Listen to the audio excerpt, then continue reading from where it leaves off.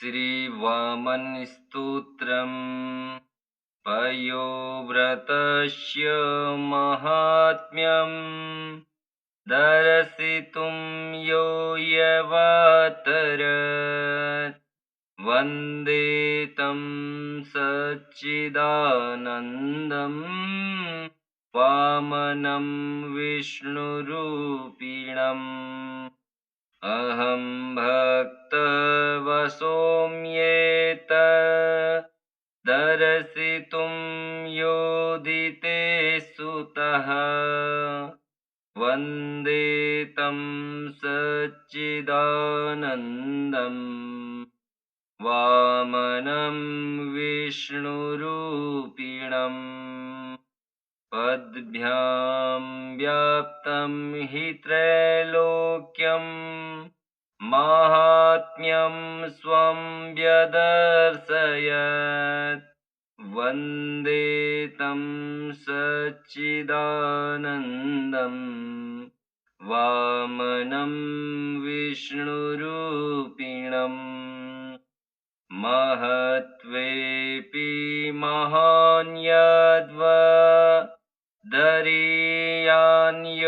यणीयस वन्दे तं सच्चिदानन्दम् वामनं विष्णुरूपिणम् बलिर्यस्य कृपापात्र कृत्वेवात्मनिवेदनम् वन्दे तं सच्चिदानन्दम् वामनं विष्णुरूपिणम् दर्शितं येन सुप्रीत्या श्रेष्ठमात्मनिवेदनम् वन्दे तं सच्चिदानन्दम् वामनं विष्णुरूपिणम् अद्यापि द्वारपालो यो बलिर्भक्तिवशः प्रभु वन्दे तं सच्चिदानन्दम् वामनं विष्णुरूपिणम् निर्गुणे निष्क्रियो यो हि सगुणस्य क्रियोऽपि सन् वन्दे तं सच्चिदानन्दम् वामनं विष्णुरूपिणम्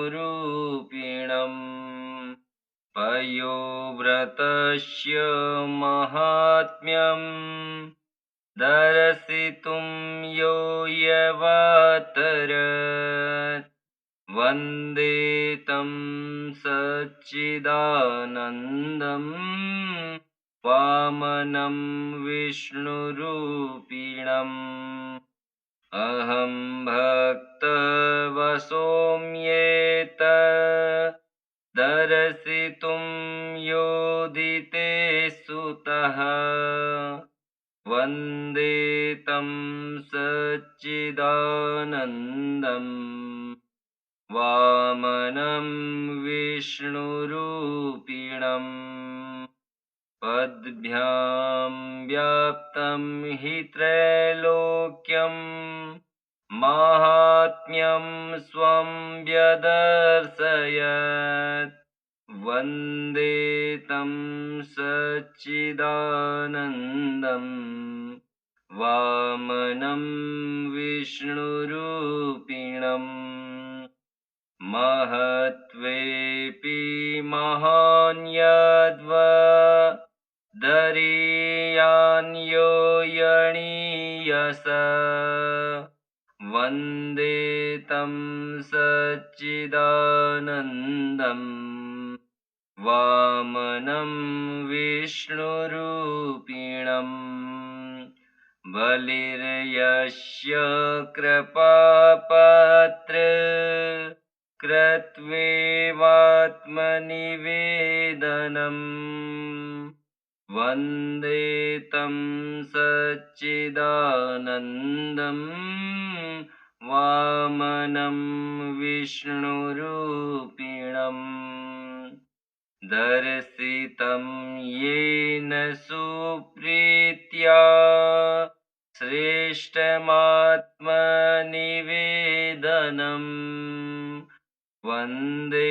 तं सच्चिदानन्दम् वामनं विष्णुरूपिणम्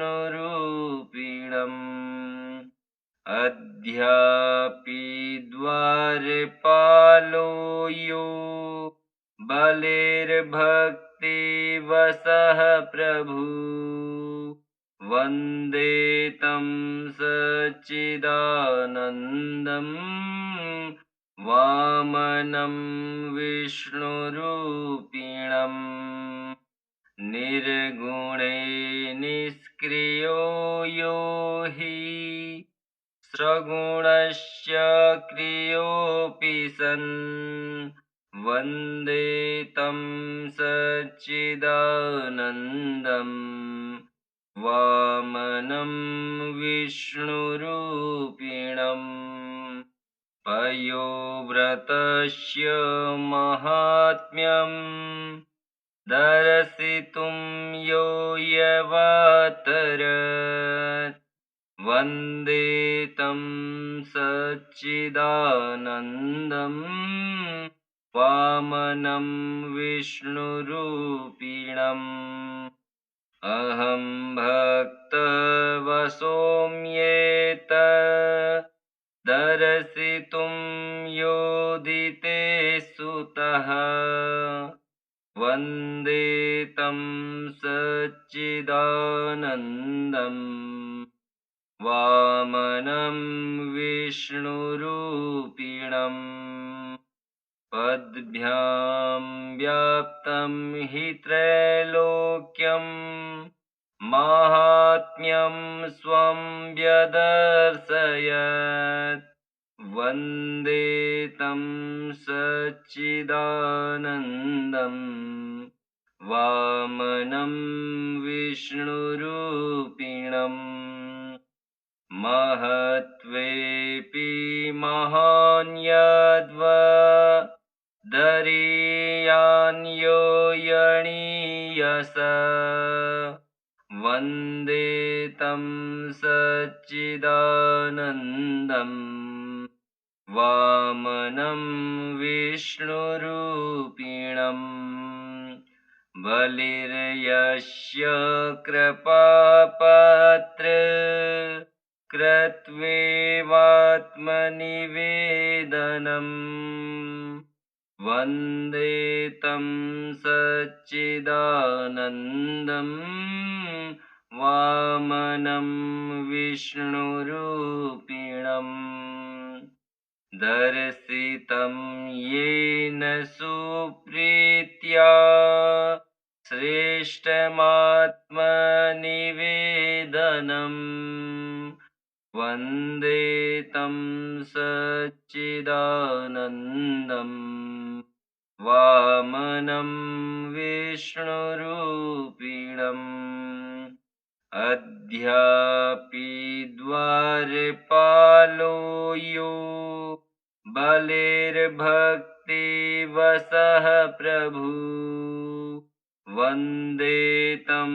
सच्चिदानन्दम् वामनं विष्णुरूपिणम् निर्गुणे निष्क्रियो यो हि सगुणस्य क्रियोऽपि सन् वन्दे तं सच्चिदानन्दम् वामनं विष्णुरूपिणम् पयोव्रतस्य माहात्म्यम् दर्शितुं यो यवातरत् वन्दे तं सच्चिदानन्दम् वामनं विष्णुरूपिणम् अहं भक्तवसोऽम्येत दर्शितुं योदिते सुतः वन्दे तं सच्चिदानन्दम् वामनं विष्णुरूपिणम् पद्भ्यां व्याप्तं हि त्रैलोक्यं माहात्म्यं स्वं व्यदर्शयत् वन्दे तं सच्चिदानन्दम् वामनं विष्णुरूपिणम् महत्त्वेऽपि महान्यद्वा दरीयान्यो यणीयस वन्दे तं सच्चिदानन्दम् वामनं विष्णुरूपिणम् बलिर्यस्य कृपापात्र कृत्वेवात्मनिवेदनम् वन्दे तं सच्चिदानन्दम् वामनं विष्णुरूपिणम् दर्शितं येन सुप्रीत्या श्रेष्ठमात्मनिवेदनम् वन्दे तं सच्चिदानन्दम् वामनं विष्णुरूपिणम् अद्यापि द्वारपालो यो बलिर्भक्तिवशः प्रभु वन्दे तं सच्चिदानन्दम् वामनं विष्णुरूपिणम् निर्गुणे निष्क्रियो यो हि सगुणस्य क्रियोऽपि सन् वन्दे तं सच्चिदानन्दम् वामनं विष्णुरूपिणम् पयोव्रतस्य माहात्म्यम् दर्शितुं यो यवातरत् वन्दे तं सच्चिदानन्दम् वामनं विष्णुरूपिणम् अहं भक्तवसोऽम्येत दर्शितुं योदिते सुतः वन्दे तं सच्चिदानन्दम् वामनं विष्णुरूपिणम् पद्भ्यां व्याप्तं हि त्रैलोक्यं माहात्म्यं स्वं व्यदर्शयत् वन्दे तं सच्चिदानन्दम् वामनं विष्णुरूपिणम् महत्त्वेऽपि महान्यद्वा दरीयान्यो यणीयस वन्दे तं सच्चिदानन्दम् वामनं विष्णुरूपिणम् बलिर्यस्य कृपापात्र कृत्वेवात्मनिवेदनम् वन्दे तं सच्चिदानन्दम् वामनं विष्णुरूपिणम् दर्शितं येन सुप्रीत्या श्रेष्ठमात्मनिवेदनम् वन्दे तं सच्चिदानन्दम् वामनं विष्णुरूपिणम् अद्यापि द्वारपालो यो बलिर्भक्तिवशः प्रभु वन्दे तं सच्चिदानन्दम् वामनं विष्णुरूपिणम् निर्गुणे निष्क्रियो यो हि सगुणस्य क्रियोऽपि सन् वन्दे तं सच्चिदानन्दम् वामनं विष्णुरूपिणम् पयोव्रतस्य माहात्म्यम् दर्शितुं यो यवातरत् वन्दे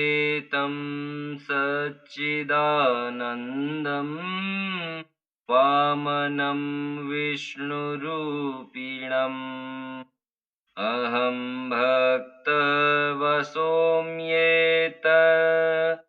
दर्शितुं योदिते सुतः वन्दे तं सच्चिदानन्दम् वामनं विष्णुरूपिणम् पद्भ्यां व्याप्तं हि त्रैलोक्यं माहात्म्यं स्वं व्यदर्शयत् वन्दे तं सच्चिदानन्दम् वामनं विष्णुरूपिणम्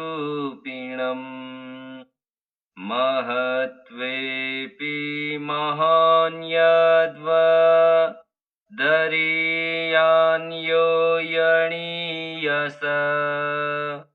वन्दे तं सच्चिदानन्दम् वामनं विष्णुरूपिणम् बलिर्यस्य कृपापात्र कृत्वेवात्मनिवेदनम् वन्दे तं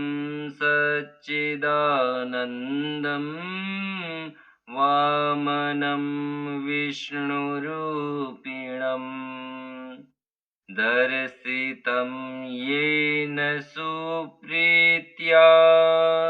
श्रेष्ठमात्मनिवेदनम् वन्दे तं सच्चिदानन्दम् वामनं विष्णुरूपिणम् अद्यापि द्वारपालो यो बलिर्भक्तिवशः प्रभु वन्दे तं सच्चिदानन्दम् वामनं विष्णुरूपिणम् निर्गुणे निष्क्रियो यो हि सगुणस्य क्रियोऽपि सन् वन्दे तं सच्चिदानन्दम् वामनं विष्णुरूपिणम् पयोव्रतस्य माहात्म्यम् दर्शितुं यो यवातरत् वन्दे तं सच्चिदानन्दम् वामनं विष्णुरूपिणम् अहं भक्तवशोऽम्येत दर्शितुं योदिते सुतः वन्दे तं सच्चिदानन्दम् वामनं विष्णुरूपिणम् पद्भ्यां व्याप्तं हि त्रैलोक्यं माहात्म्यं स्वं व्यदर्शयत् वन्दे तं सच्चिदानन्दम् वामनं विष्णुरूपिणम् महत्त्वेऽपि महान् दरीयान्यो यणीयस वन्दे तं सच्चिदानन्दम् वामनं विष्णुरूपिणम् बलिर्यस्य कृपापात्र कृत्वेवात्मनिवेदनम् वन्दे तं सच्चिदानन्दम् वामनं विष्णुरूपिणम् दर्शितं येन सुप्रीत्या श्रेष्ठमात्मनिवेदनम् वन्दे तं सच्चिदानन्दम् वामनं विष्णुरूपिणम् अद्यापि द्वारपालो यो बलिर्भक्तिवशः प्रभु वन्दे तं सच्चिदानन्दम् वामनं विष्णुरूपिणम् निर्गुणे निष्क्रियो यो हि सगुणस्य क्रियोऽपि सन् वन्दे तं सच्चिदानन्दम् वामनं विष्णुरूपिणम् पयोव्रतस्य माहात्म्यम् दर्शितुं यो यवातरत् वन्दे तं सच्चिदानन्दम् वामनं विष्णुरूपिणम् अहं भक्तवशोऽम्येत दर्शितुं योदिते सुतः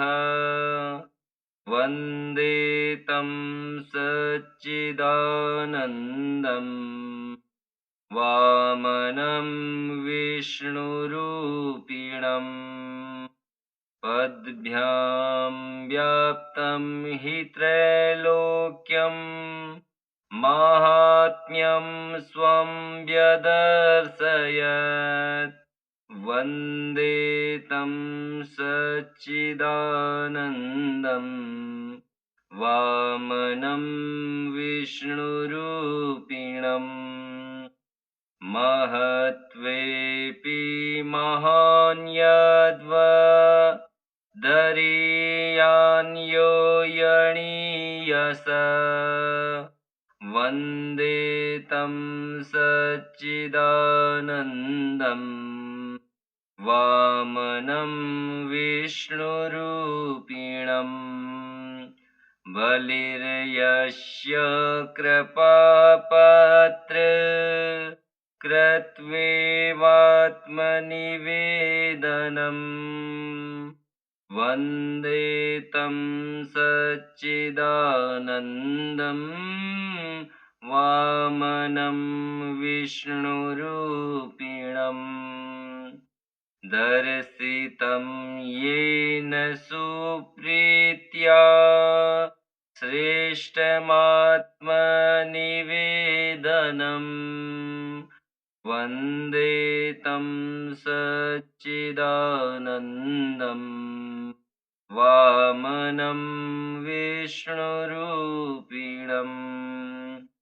अद्यापि द्वारपालो यो बलिर्भक्तिवशः प्रभु वन्दे तं सच्चिदानन्दम्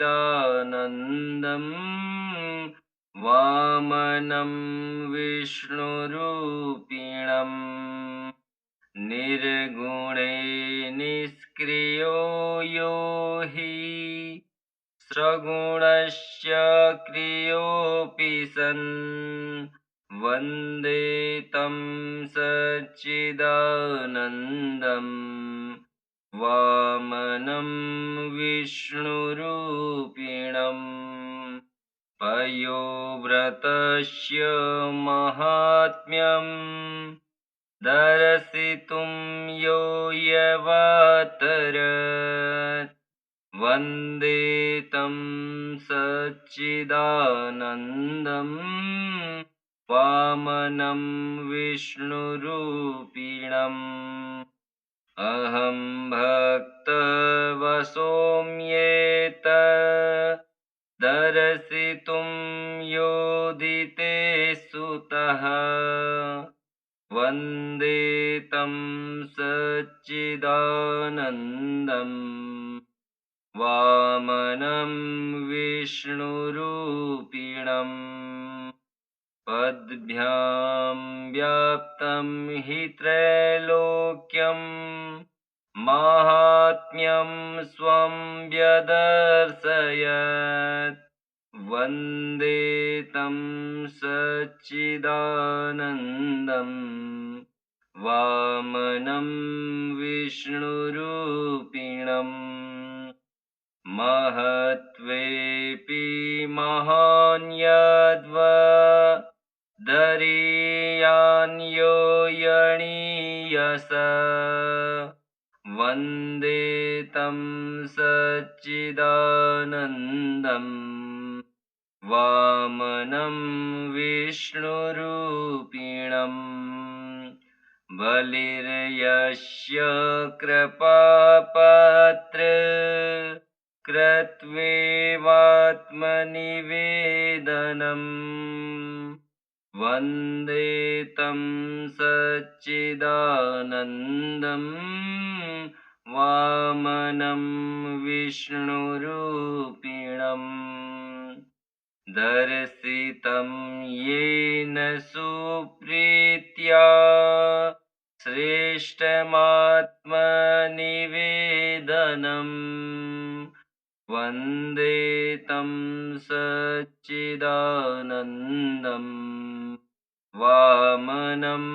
विष्णुरूपिणम् अद्यापि द्वारपालो यो बलिर्भक्तिवशः प्रभु वन्दे तं सच्चिदानन्दम् वामनं विष्णुरूपिणम् निर्गुणे निष्क्रियो यो हि सगुणस्य क्रियोऽपि सन् वन्दे तं सच्चिदानन्दम् वामनं विष्णुरूपिणम्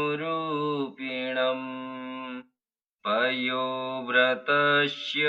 माहात्म्यम् दर्शितुं यो यवातरत् वन्दे तं सच्चिदानन्दम् वामनं विष्णुरूपिणम् अहं भक्तवशोऽम्येत दर्शितुं योदिते सुतः वन्दे तं सच्चिदानन्दम् वामनं विष्णुरूपिणम् पद्भ्यां व्याप्तं हि त्रैलोक्यं माहात्म्यं स्वं व्यदर्शयत् वन्दे तं सच्चिदानन्दम् वामनं विष्णुरूपिणम् महत्त्वेऽपि महान्यद्वदरीयान्यो यणीयस वन्दे तं सच्चिदानन्दम् वामनं विष्णुरूपिणम् बलिर्यस्य कृपापात्र कृत्वेवात्मनिवेदनम्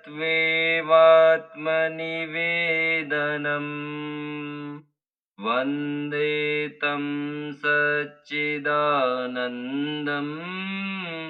वामनं विष्णुरूपिणम् दर्शितं